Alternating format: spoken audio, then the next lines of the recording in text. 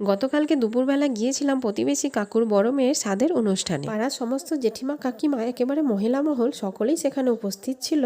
আর সোনাই আমার যেখানে যায় একবার হাতে যদি বেলুন পেয়ে যায় আর ওর কিছু চাই না। বড়দের আশীর্বাদ পর্ব হয়ে গেলে প্রতিবেশী ননদিনীকে একটুখানি পায়েস খাইয়ে দিয়ে সোজা চলে গেলাম ছাদে। আর এই হলো কাকুর ছাদ বাগান। আর এখানে যে কত প্রকারের গাছ লাগানো আছে তার কোনো হিসেব নেই। আর এখানেই হয়েছিল দুপুরের ভুরিভোজের আয়োজন। তো খাবার তালিকায় প্রথমেই যেটা ছিল শালপাতার বাটিতে পায়েস, যেটা ছাড়া শুভ কাজ একেবারেই সম্পন্ন হয় না। তারপরে ছিল পনির স্টিক, সঙ্গে স্যালাড আর সস। তারপরে এসেছিল সাদা ভাতের সঙ্গে শুক্তো, তার সঙ্গে ছিল ঝুরি আলু ভাজা, মুগ ডাল, সঙ্গে ছিল সর্ষে পমফ্রেট।